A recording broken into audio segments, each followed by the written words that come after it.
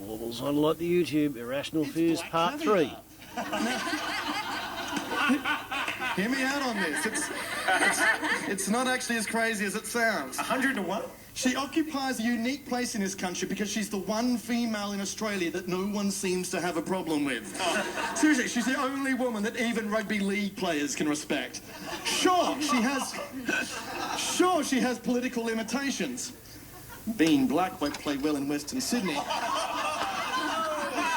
And her inability to talk could potentially be a problem in TV interviews, although it hasn't held Tony Abbott back. But at the end of the day, her habit of leaving a constant trail of shit behind everywhere she goes, I believe, makes her absolutely perfect for the modern Labour Party. Chris Taylor! Telling it how it could be. Who do you think would make a good Prime Minister? Heath Franklin? I think at this point Australia would probably prefer a broom and a hat. I think Dame Edna, because that's like a man doing a woman's job. Irrational Fear. Now with more viewers than MasterChef. Behavioural experts are stunned. Parents and police want answers, and 3 teenage girls may have ruined their reputations forever. Ladies and gentlemen, Nina Oyama! Finally allowed to talk. Yes. Right. Look, I have a confession to make. I don't want to sound like a hipster here, but I was fantasizing about choking Nigella Lawson way before Charles Saatchi. Like, Charles Saatchi made choking Nigella uncool and mainstream. You know, he's just a pathetic follower in the popular trend that was misogyny. No, seriously. No, but what he did was horrible and inexcusable. My Nigella Lawson choke fantasy was much more vanilla, which is also Nigella's favorite type of ice cream. There was no throttling and no tears, except for maybe my own. In this fantasy, I grab her low-cut cardigan and I pull it up to her collarbone. Not like in an aggressive way, just to cover her cleavage. You know? Because I wouldn't want anyone mistaking this for some girl-on-girl action. Then I'd shake her and I would lecture her like a concerned mother, which is kind of weird since I'm 19 and young enough to be a daughter. Yeah. You know, I'd lecture her like I was her mother, a concerned mother who is sick and confused by her 43-year-old daughter making a career out of the Venn diagram space between cooking and softcore porn. I'd grab her and I'd say, "You don't have to do this, Nigella. It's going too far. You are not a master chef. You are a mistress chef. You make bedroom eyes in the kitchen. And stop deep-throating the silverware. No more talking about how much you love massive, super saucy sausages. Your penchant for alliteration, once cute and nerdy, is making me feel very uncomfortable. And I know misogynist menus seem to be topical right now, so why do you have a recipe for something called slut spaghetti? Like, what's that about?" She does. Well, she does. Yeah, I wish I was lying. The thing is, no matter how infuriating and weirdly hypersexual Nigella Lawson is, you're not allowed to choke her, which kind of sucks. But after the Saatchi incident, fantasizing it is probably not the greatest idea either. Which is why I've devised a 4-step program to help you stop wanting to choke Nigella. You ready? Take notes. All right. Step 1. Admit that you have a problem. I have a problem. Step 2. Think of reasons to choke Nigella and then prevent those thoughts before they happen. For example, if you want to choke her because watching one episode of Nigella's Kitchen can satisfy your husband better than you can, then all you have to do is go to Rebel Sport, buy a baseball bat, come home to your husband, and then smash the TV, smash the computer, and smash anything that can play Nigella's Kitchen. Now, step 3. Compare yourself to Charles Saatchi and know that you never want to be like him. He grew up in the Mad Men era, which you older folks probably refer to as the 60s, but, you know, yeah. But HBO clearly depicts this era as a very misogynistic period where domestic violence was really commonplace. Plus, Saatchi has a book called Be the Worst You Can Be. Like, it's called Be the Worst You Can Be. Life is too short for patience and virtue. Like, he's just a horrible person. And then on top of that, he considers throttling his wife a playful tiff, which would be kind of cool if he could go back in time and, you know, change the name of the Boston Strangler to, like, the Boston Playful Tiffer. Like, if you went back to, like, a prison and it's like, "Oh, how many years you got for doing whatever you did?" And he's like, "Oh, yeah, I was just, you know, I playfully tiffed someone to death." But no, it's in the context of domestic violence, so it's not so cute. Step 4. Channel your Nigella rage into other activities. Popular activities include imagine choking another celebrity chef. I suggest Gordon Ramsay, very hateable. And if all else fails, you can just masturbate furiously. Alternatively, disregard all steps and see a therapist. And if you can't afford therapy, then get on stage and talk about it on Radio National. Thanks, guys. Nina Yama!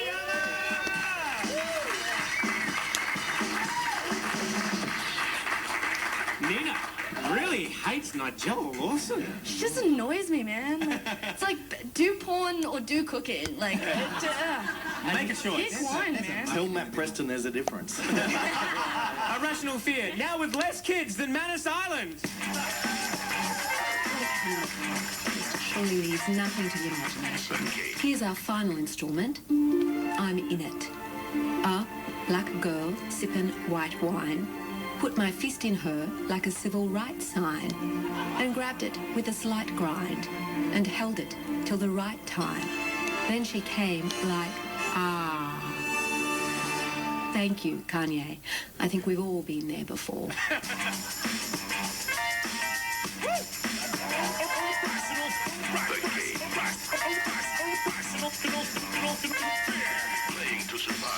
When our next guest was a 17-year-old punk, she found herself hungry one day and decided to start stripping as a way to make ends meet.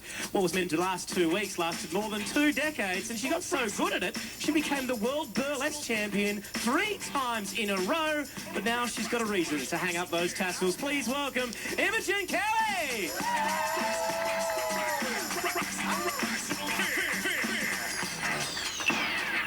Now, Imogen, welcome to the show. Welcome to Irrational Fear. Thank you for having me. You're welcome. Thanks for coming and joining in this this crazy caravan of fun. Yeah, it's been great fun. Now, for people who don't know what burlesque is, what is the art form? How would you describe it? Well, it depends on who you're watching, really. For me, it's satirical comedy. It's a feminist performance art form. For me, it's about an expression of sensuality, which when I started was completely taboo in society. But for many women performing it, it's just about getting up and I don't know, challenging ideas of the body beautiful. There's often women that aren't allowed to feel beautiful in their lives, so they take the stages. They're usually women that don't fit in. Well, and boys, a lot of boys joining us now too. So. I hear what you're saying. It's stripping, isn't it? That's what you're saying. Yeah. It's artistic stripping, burlesque is a little bit like Nigella, except at the end of it, you've ruined the cake. Well, I actually do an act with a cake, which I'm sure Nigella would love. Now, how did you come about how did you kind of land into the burlesque world? How did you kind of get into that world? Oh gosh, it just sort of sprung up out of nowhere. It just sort of bubbled up. And meanwhile, myself and a group of other feminist performance artists we've been going for a long time, and I don't know, we just got absorbed into the world of burlesque. I was hanging out with a friend of mine yesterday, and he was telling me that the reason why you are the best in the world at burlesque is that you tell a story when you do your art form, whereas a lot of the other girls, for them, it's just getting their gear off.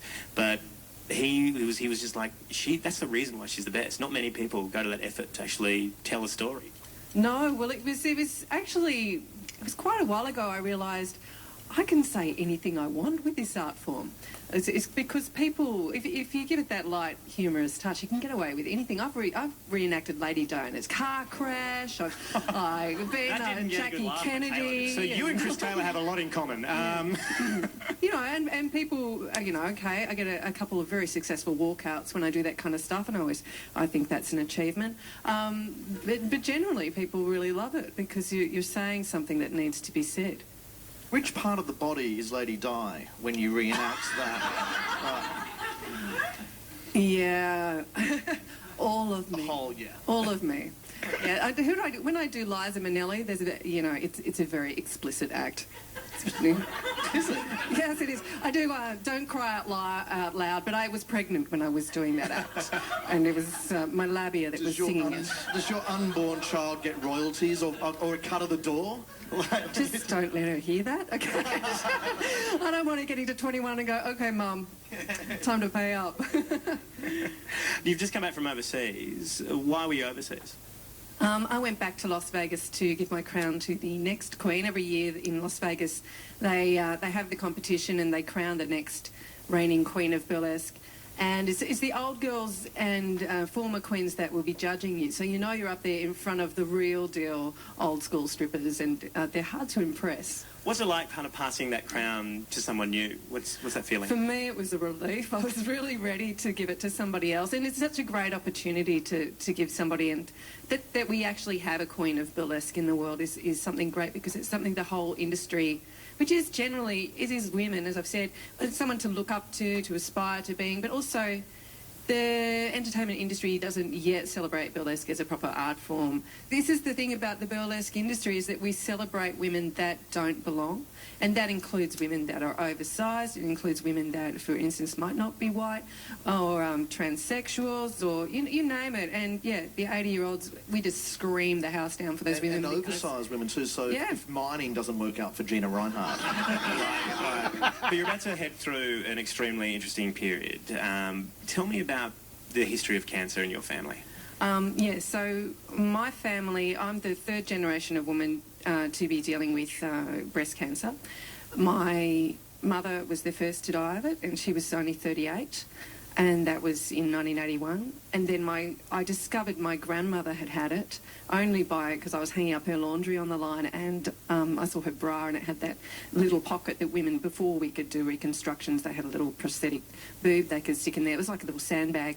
And I went, my grandmother's had it. And that's when I realised, this is going to be a problem for me one day. And then shortly after that, my maternal aunt also died at the age of 42. And my grandmother had it at 55. So, you know, she lived to be an old woman. But the rest of us don't live very long in my family. Wow. And so you're about to, at the end of next month, you're about to go through a double mastectomy.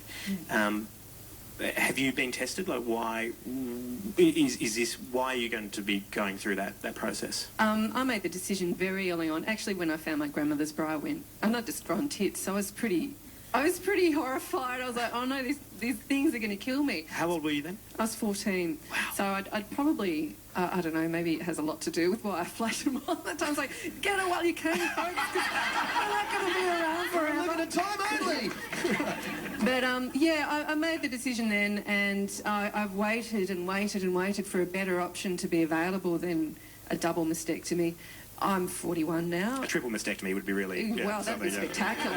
But man, if I had triple, I would not be stripping in Vegas. I'd be like, celebrity. Anyway, but I would have made a lot more money than I have.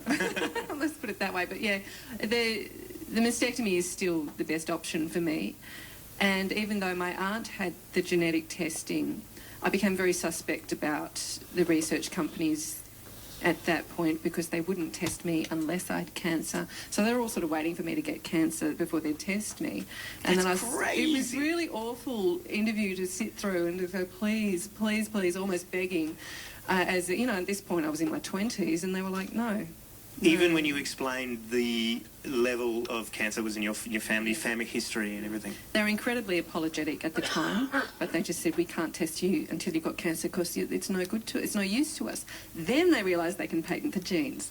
And so they realised, we can make a lot of money out of this genetic testing thing. And then I started getting stalked by genetic testing companies who were like, we want your genes, we want your... And I was just like, no, my aunt has been tested, and then we don't have BRCA1, BRCA2. Hence their interest in me, because now I think there's about 5 more genes they've found that can leave you with a predisposition to have cancer. And that could mean there's a number of things that come into play, that it might be environmental in the development of cancers. Doesn't mean you're definitely going to get it because you've got these genes. But I just went, I've run out of time, folks. I can't wait till you release this information to the public. It's such a big decision to make when you know for certain you don't have BRCA1 and BRCA2.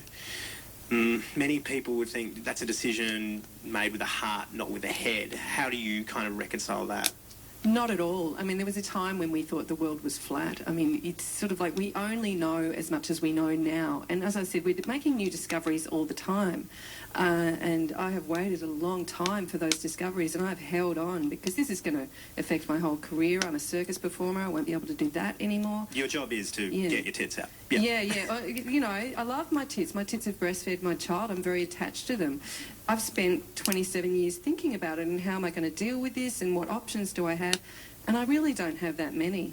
You know, I can sit around and wait, but I've done that, and I just had a lumpectomy like 2 months ago. That is, you know, it's like, well, I might just do the whole thing and then I don't have to keep going through this process. So what are your plans post-surgery? What's your what's the big plan for Imogen Kelly? I don't know. I'll see how I feel about my body after the surgery, and if I feel like I will still perform, but whether I continue with burlesque is another question, because I do other genres of performance, and you know, burlesque, as I've said, it's great, but it's limited.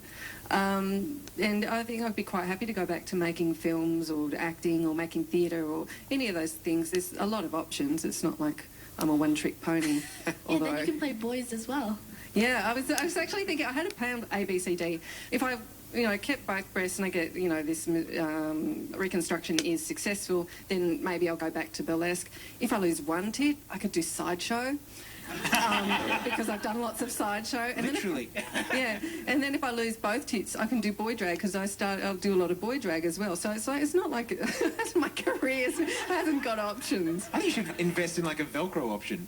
Oh, I hate A little bit of everything. Oh, look, they used to have these implants, and I don't know if they were a myth. In the 90s, you know, when implants went crazy and all these women were getting, like, huge tits, and they had these ones that apparently you could blow up.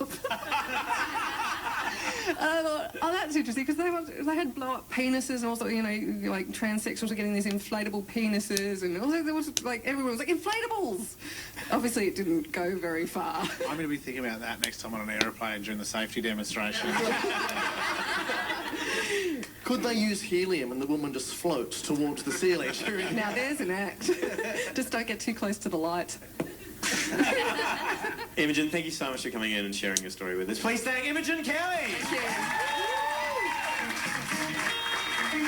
Now, before we say goodbye, we want to leave you with what you should be scared about next week. Here is Nina Oyama with the top 3 fears and fears. Jennifer Lopez signs on for a feature film about the Chilean mine disaster. Finally, she'll be able to prove that she's still Jenny under a rock. Following his divorce, Rupert Murdoch asked for privacy, saying, "The last thing I want to see is an exploitative media intruding into someone's personal lives." And after appearing in an ad for Cricket Australia, John Howard will go on to appear to be in ads for P&O, which stands for Putting Kids Overboard. Irrational Fear is produced for Radio National by Dan Elling, Nina Exer, and TJ Tomlin. This episode is written by Stephen K. Smith, James Colley, Mark Humphries, Cameron James, Robert Howie, Andrew Garrett, Dylan Bean, Alex Gabbard, Ewan Elizabeth, Ben O'Brien, Nimrod Tony, Nina Oyama, Hannah Riley, John Lee, Chad Swimmer.